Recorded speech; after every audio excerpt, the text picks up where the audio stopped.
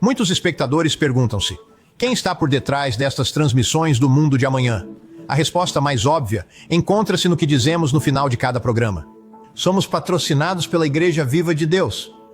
Mas isso levanta outra questão. Quem ou o que é a Igreja Viva de Deus? Nesta transmissão do mundo de amanhã, vou responder a essa pergunta. Vou mostrar-vos quem somos, qual é a nossa missão e aquilo em que acreditamos.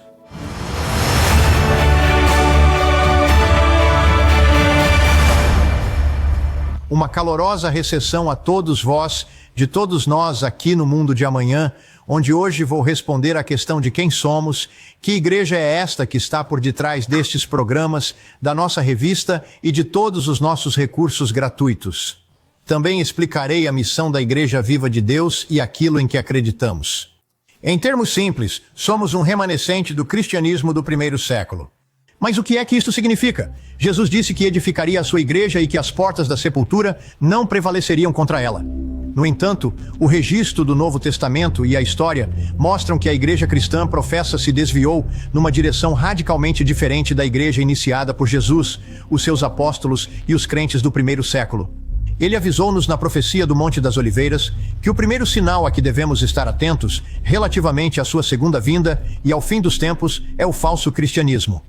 Não devemos tomar este aviso de ânimo leve. Procure na sua própria Bíblia e pense no que significa para si. Mateus 24, versículos 3 a 5. E estando ele sentado no Monte das Oliveiras, aproximaram-se dele os discípulos em particular, dizendo: Dize-nos, quando serão essas coisas? E qual será o sinal da tua vinda e do fim dos tempos? Jesus respondeu e disse-lhes: Aqui está. Tende cuidado para que ninguém vos engane, porque muitos virão em meu nome dizendo: Eu sou, isto é, Jesus é o Cristo, e enganarão a muitos. Sim, haveria aqueles que reivindicariam a sua autoridade, admitiriam que ele é o Cristo, mas enganariam não poucos, mas muitos. A história confirma isso? A resposta é absolutamente. O historiador altamente respeitado Jesse Lyman Hurlbut, em A História da Igreja Cristã, dá esse título ao capítulo 5, A Era das Sombras. Ali ele mostra como a igreja mudou dramaticamente num período relativamente curto de tempo. Chamamos a última geração do primeiro século, de 68 a 100 d.C., a Era das Sombras, em parte porque a escuridão da perseguição estava sobre a igreja, mas mais especialmente porque, de todos os períodos da história, é aquele sobre o qual sabemos menos. Não temos mais a luz clara do livro de Atos para nos guiar, e nenhum autor daquela época preencheu o espaço em branco na história. Por 50 anos após a vida de São Paulo, uma cortina paira sobre a igreja, através da qual nos esforçamos em vão para olhar e tomar nota disso, quando finalmente ela se levanta, por volta de 120 d.C., com os escritos dos primeiros pais da igreja, encontramos uma igreja em muitos aspectos muito diferente daquela dos dias de São Pedro e São Paulo. Note-se que Hurlbut menciona que essas mudanças ocorreram após a morte do apóstolo Paulo. Não é isso que o próprio Paulo avisou que aconteceria? Os Actos 20, começando no versículo 29, registram o seu aviso aos anciãos de Éfeso. Porque eu sei que depois da minha partida entrarão no meio de vós lobos selvagens que não pouparão ao rebanho. E que de entre vós mesmos se levantarão homens falando coisas perversas, para atraírem os discípulos após si. Vigiai, pois, e lembrai-vos de que durante 3 anos não cessei de advertir a todos noite e dia com lágrimas. Hurlbut relata algumas das mudanças que se introduziram no que se tornou uma igreja cada vez mais diferente da de Cristo e dos apóstolos. As formas e cerimônias do paganismo entraram gradualmente no culto.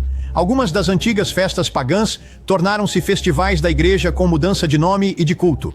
Por volta de 405 d.C., imagens de santos e mártires começaram a aparecer nas igrejas, a princípio como memoriais e depois sucessivamente reverenciadas, adoradas e cultuadas. A adoração da Virgem Maria foi substituída pela adoração de Vênus e Diana. Muitos historiadores concordam que a igreja de hoje tem pouca semelhança com a igreja de Deus original que Cristo fundou. O escritor prolífico e historiador altamente respeitado Will Durant faz este comentário perspicaz para qualquer pessoa com olhos para ver e ouvidos para ouvir. O cristianismo não destruiu o paganismo, adoptou-o. O cristianismo tornou-se a última e maior das religiões de mistério. A história registra dois caminhos para aquilo a que se chama genericamente cristão. O primeiro é o das formas populares e diversificadas do cristianismo dominante. Católico, ortodoxo, oriental e protestante, e há uma grande diversidade entre elas. A segunda é minúscula em comparação. É uma igreja pequena e perseguida que não quis morrer. O cristianismo de Cristo e dos apóstolos é diferente do que a maioria das pessoas pensa. O cristianismo dominante está repleto de filosofia grega não bíblica e de doutrinas pagãs. A igreja que Jesus construiu não é assim, e tem sido perseguida por rejeitar doutrinas não bíblicas e seguir não o que as pessoas pensam que ele ensinou, mas o que Jesus realmente ensinou. A corrente dominante serviu às massas e absorveu formas populares de adoração pagã. Da adoração ao sol surgiu a rejeição do sábado do sétimo dia, que foi estabelecido na criação. O imperador romano Constantino, adorador do sol, em 321 d.C., ordenou um dia diferente para o descanso, como mostra o Erdmans Manual de História do Cristianismo. Quando em 31 de dezembro, Constantino transformou o primeiro dia da semana num feriado, chamou-lhe o venerável dia do sol, o domingo. Quem não concordasse com esta lei e com outras doutrinas não bíblicas era destituído de privilégios e perseguido. No entanto, em Mateus 16:18, Jesus declarou: edificarei a minha igreja e as portas do inferno não prevalecerão contra ela. Não, a igreja que Cristo edificou nunca morreu. Lemos sobre ela nos escritos daqueles que a odiavam e tentaram eliminá-la. Essa igreja, que se recusou a transigir e a introduzir doutrinas pagãs como substitutos das doutrinas de Cristo, foi considerada herética. No entanto, é preciso comparar o que Jesus e seus apóstolos ensinaram para descobrir quem são os verdadeiros hereges. As raízes modernas do mundo de amanhã e da Igreja Viva de Deus são encontradas na Igreja Mundial de Deus sob o pastoreio do falecido Herbert W. Armstrong. Sua esposa Loma entrou em contato com um membro da Igreja de Deus do Sétimo Dia, que, a propósito, não está associada aos adventistas do Sétimo Dia. Isso foi em meados dos anos 29. Ela convenceu-se de que o sábado bíblico era o sábado e não o domingo. Isso não agradou ao Sr. Armstrong, que via isso como fanatismo. No entanto, ela não cederia a menos que ele pudesse mostrar-lhe pela Bíblia que ela estava em erro. E ele começou uma busca profunda nas Escrituras para provar que ela estava errada, o que na época ele pensou que seria bastante simples. Afinal de contas, todas estas igrejas não podiam estar erradas. Mas o resultado final foi que, como eu pessoalmente o ouvi dizer, é uma coisa humilhante admitir que sua esposa está certa e você está errado. Especialmente quando se trata da discussão mais importante que alguma vez tiveste.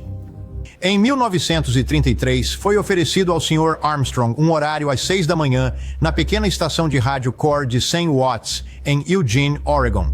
A sua audiência cresceu e ele começou a publicar, se é que se pode chamar assim, uma revista mimeografada chamada The Plain Truth. Mas a partir desse humilde começo, o trabalho cresceu até que The Plain Truth se tornou uma revista moderna, colorida, com uma circulação mensal de 8,4 milhões de cópias, cobrindo praticamente todos os países do mundo. E ela era distribuída gratuitamente. A Igreja Viva de Deus continua a seguir a instrução de Cristo em Mateus 10 e no versículo 8, onde ele disse aos seus discípulos: de graça recebestes, de graça dai. Em 1952, o Sr. Armstrong ordenou 5 homens ao posto de evangelista, e entre eles estava Roderick C. Meredith. O Sr. Armstrong morreu em janeiro de 1986, e em menos de 5 anos, o seu sucessor designado levou a Igreja Mundial de Deus numa direção radicalmente diferente. Em dezembro de 1992, ficou muito claro para o Dr. Meredith que a Igreja Mundial havia mudado irreversivelmente ou rejeitado todas as principais doutrinas que Herbert W. Armstrong restaurou sob a liderança de Jesus Cristo. E aos 62 anos de idade, o Dr. Meredith teve que fazer uma escolha: ou se aposentar confortavelmente, como aquela organização tentou fazer com que ele fizesse, ou sair e reviver o trabalho e restaurar as doutrinas bíblicas do cristianismo original. Ele escolheu a segunda opção e fundou a Igreja Global de Deus, mais tarde alterada para a Igreja Viva de Deus. O Dr. Meredith seguiu imediatamente as instruções de Cristo encontradas em Marcos, capítulo 16, no versículo 15. E disse-lhes: Ide por todo o mundo e pregai o evangelho a toda a criatura. Ele começou a pregar o evangelho indo à rádio semanalmente, escrevendo folhetos e começando uma revista bimensal. Ele começou com uma reunião informal de apenas 19 membros em sua casa em dezembro de 1992. Mas muitos membros da Igreja de Deus começaram a rejeitar a apostasia e juntaram-se a ele na realização da obra. Hoje a Igreja cresceu para abranger membros em todo o mundo, e uma grande percentagem são novinhos em folha para as verdades do cristianismo original. Tendo ouvido o verdadeiro Evangelho pela primeira vez no mundo de amanhã, a obra de Jesus Cristo ainda não terminou. Em nossa página sobre nós no site omundodeamanha.org, lemos o seguinte: O Mundo de Amanhã é patrocinado pela Igreja Viva de Deus, com congregações ativas na América do Norte e do Sul, Caraíbas, Europa, Ásia, África e Australásia. Com mais de 230 ministros, servindo mais de 400 congregações em todo o mundo. Nossa principal revista, O Mundo de Amanhã, é traduzida do inglês para o francês e o espanhol, e imprimimos livretos para distribuição em alemão, holandês, africâner, chinês, hindi, português, urdu e algumas outras línguas. O Dr. Meredith criou um conselho de anciãos, que é composto por ministros experientes para o aconselhar. E antes da sua morte em maio de 2017, depois de consultar o conselho de anciãos, nomeou-me seu sucessor e evangelista presidente da Igreja Viva de Deus. Embora tudo isto possa soar como se fôssemos uma mega igreja, não é esse o caso. A maior parte das nossas congregações são pequenas e muito unidas. Somos um pequeno rebanho, como Jesus mencionou em Lucas 12 e no versículo 32, onde ele disse: Não temais, pequeno rebanho, porque é do agrado de vosso Pai dar-vos o reino. No entanto, os nossos membros e colaboradores dedicados estão a fazer um trabalho muito maior do que os nossos números indicariam. Muitos perguntam-se como é que isto acontece, e a resposta é que temos membros leais e colaboradores que tornam isto possível. Além disso, como prática geral, não construímos edifícios para a igreja. Em vez disso, alugamos salas para realizar os nossos cultos, optando por divulgar o evangelho na televisão, na internet, nas redes sociais e na imprensa escrita. Percebem, queridos amigos, que podem adorar Jesus em vão? É o que ele nos diz em Mateus 15, versículos 7 a 9. Hipócritas, bem profetizou Isaías a vosso respeito, dizendo: Este povo aproxima-se de mim com a sua boca, e honra-me com os seus lábios, mas o seu coração está longe de mim. E em vão me adoram, ensinando como doutrina os mandamentos dos homens. E em Lucas 6,46, repreende as pessoas por lhe chamarem Senhor, ou seja, Mestre, mas ignorando o que ele dizia. Mas por que me chamais Senhor, Senhor, e não fazeis o que eu digo? O cristianismo original, o de Cristo e dos apóstolos, é o mundo de amanhã e a Igreja Viva de Deus. A Igreja Viva de Deus acredita que Jesus de Nazaré veio como Deus em carne e osso. Ele deu a sua vida em troca da nossa. Ele é o nosso Senhor, o nosso Mestre e Salvador. E nós somos salvos pela fé no seu sangue derramado. No entanto, não podemos transformar a graça de Deus numa licença para desobedecer à sua lei. Judas, o meio-irmão de Jesus, adverte-nos contra esse erro nos versículos 3 e 4. Amados, embora eu fosse muito diligente em escrever-vos acerca da nossa salvação comum, achei necessário escrever-vos exortando-vos a batalhar pela fé que uma vez por todas foi entregue aos santos. Porque alguns homens se introduziram sem serem notados, que há muito foram marcados para esta condenação, homens ímpios que convertem a graça de nosso Deus em lascívia e negam o único Senhor Deus e nosso Senhor Jesus Cristo. É por isso que a Igreja Viva de Deus observa o sábado do 7º dia, do pôr do sol de sexta-feira ao pôr do sol de sábado, como fizeram Jesus, seus apóstolos originais, o apóstolo Paulo e os cristãos do primeiro século. Também observamos as 7 festas anuais ordenadas pela Bíblia, em vez de observâncias pagãs com o nome de Cristo blasfemamente ligado a elas. Caros espectadores, pensem nisto. Por que é que os dias que Jesus e os seus apóstolos guardavam são rejeitados pela corrente principal do cristianismo? E por que que o dia mais sagrado do cristianismo tem o nome de uma deusa da fertilidade e é celebrado com símbolos de fertilidade como ovos e coelhos? Será que isso faz realmente algum sentido? A nossa missão foi nos dada por Jesus Cristo e está descrita na nossa página sobre nós em omundodeamanhã.org. O Mundo de Amanhã proclama ao mundo as boas novas do reino vindouro de Jesus Cristo. E toca uma ousada trombeta de advertência do julgamento iminente de Deus, apelando ao arrependimento e à mudança espiritual. Poderá perguntar-se o que há de diferente em proclamar as boas novas da vinda do reino de Jesus Cristo. Não é isso que todas as igrejas fazem? Infelizmente, a resposta é não. A palavra evangelho significa boas notícias, mas sabe que Paulo advertiu a igreja de Deus em Corinto por tolerar mestres que ensinavam um evangelho diferente e sim até um falso Jesus? Aqui está em 2 Coríntios capítulo 11, versículo 4. Porque se aquele que vier pregar outro Jesus que nós não temos pregado, ou se receberdes um espírito diferente do que recebestes, ou um evangelho diferente do que aceitastes, bem podeis tolerá-lo. Alguns versículos depois, ele chamou esses falsos mestres de ministros de Satanás, porque os tais são falsos apóstolos, obreiros fraudulentos, que se transfiguram em apóstolos de Cristo. E não é de admirar, porque o próprio Satanás se transforma em anjo de luz. Portanto, não é grande coisa que os seus ministros, isto é, os ministros de Satanás, se transformem também em ministros da justiça, cujo fim será conforme as suas obras.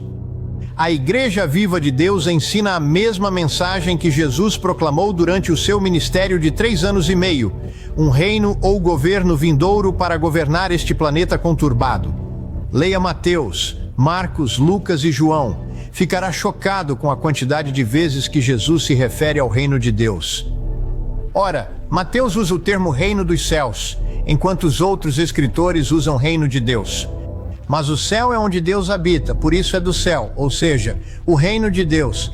Não se trata de um reino em Deus ou no céu. Indica propriedade, não localização. A Igreja Viva de Deus não negligencia a profecia bíblica, incluindo a profecia de Jesus no Monte das Oliveiras, o livro do Apocalipse e outras passagens espalhadas pelo Novo Testamento. Jesus explicou aos seus discípulos que, a menos que ele voltasse para deter a loucura da humanidade, ocorreria a extinção humana. Mateus 24, versículos 21 e 22. Porque haverá então grande tribulação, como nunca houve desde o princípio do mundo até agora, nem haverá jamais. E se aqueles dias não fossem abreviados, nenhuma carne se salvaria. Mas por causa dos eleitos, esses dias serão abreviados. Deus declara que nos responsabilizará se negligenciarmos avisar os nossos semelhantes. Leia por si mesmo em Provérbios 24, versículos 11 e 12. Livrai os que são arrastados para a morte e detende os que tropeçam para a matança. Se disserdes, não o sabíamos, porventura não o considera aquele que pesa os corações? Aquele que guarda a vossa alma não o sabe? E não retribuirá a cada um segundo as suas obras? A Igreja Viva de Deus rejeita o cristianismo paganizado e segue o exemplo do nosso Salvador quando andava na terra. A missão da Igreja Viva de Deus é proclamar o verdadeiro Evangelho de Jesus Cristo e avisar o mundo do que certamente acontecerá se não mudarmos de rumo. No entanto, outra parte da nossa missão é alimentar o rebanho, o pequeno rebanho que Deus está a chamar. Para isso, temos mais de 400 congregações em todo o mundo, que variam em tamanho de menos de 10 a mais de 300. Muitas são de tamanho moderado, entre 50 e 125. Para além de nos reunirmos todos os sábados, ou seja, aos sábados, reunimos-nos nas festas anuais, tal como está escrito no Antigo e no Novo Testamento. Observamos a Páscoa, tal como Jesus fez com os seus discípulos na noite em que foi traído. Reparem em Lucas 22, versículo 15. Disse-lhes então, desejei ardentemente comer convosco esta Páscoa antes de sofrer. Os membros trazem as suas Bíblias e muitos tomam notas durante as nossas reuniões de sábado e festivas. Os nossos cultos envolvem normalmente o canto de hinos, uma mensagem mais curta seguida de anúncios e depois a mensagem principal. Para servir os nossos jovens, a Igreja Viva de Deus organiza campos de férias na América do Norte e do Sul, na Australásia, em África, na Europa e nas Filipinas. No momento em que estou a gravar este programa, 37 adolescentes, jovens adultos e acompanhantes estão a viver uma aventura única numa caminhada de uma semana na espetacular região selvagem de Eagle Cap, no Oregon. Também temos um acampamento para pré-adolescentes no Missouri, esta semana. Um acampamento de adolescentes de 2 semanas no Texas, em julho, um acampamento de adolescentes na Bélgica e outros a decorrer este verão no Hemisfério Norte. E outros programas para alimentar o rebanho são os retiros de fim de semana para jovens adultos, as reuniões do Clube de Porta-Vozes para homens e um programa de educação para a vida no local, com a duração de 1 ano, para jovens adultos altamente motivados. Alguns jovens adultos são escolhidos para trabalhar durante um verão na Tailândia, ensinando inglês a crianças tailandesas, conhecendo os nossos membros e visitando partes do país. Mas quer se trate de um culto sabático, de campos de férias, de retiros de fim de semana, de educação viva ou de projetos internacionais, o objetivo é restaurar o modo de vida ensinado por Jesus Cristo e pelos seus seguidores do primeiro século. Verificamos que muitas pessoas perguntam pelos nossos serviços, mas não os frequentam por medo do desconhecido. Por isso, permitam-me que diga enfaticamente que não desistiria deste modo de vida por nada. Os nossos membros são simpáticos. Somos verdadeiramente uma grande família. Não somos membros isolados que só conhecem os membros das nossas congregações locais. É frequente combinarmos congregações em dias de festa, realizarmos fins de semana em família e visitarmos outras congregações da Igreja Viva de Deus quando viajamos em negócios ou de férias. Os membros viajam para outros países para observar os 8 dias da Festa dos Tabernáculos e o último grande dia todos os anos. E se quiser saber mais sobre como guardar o sábado do 7º dia, as festas anuais de Deus, sobre o batismo ou como participar numa congregação da Igreja Viva de Deus, basta dizer-nos. E espero que tenha tirado proveito deste vídeo. Se o achou útil e quer aprender mais, certifique-se de que obtém o seu livreto gratuito intitulado Restaurar o Cristianismo Original, clicando no link na descrição ou indo para omundodeamanha.org. Nós, aqui no Mundo de Amanhã, queremos ajudá-lo a compreender o nosso mundo através das páginas da Bíblia. Por isso, não se esqueçam de gostar, subscrever e carregar no sino para não perderem outro vídeo. Obrigado por assistir. Até a próxima.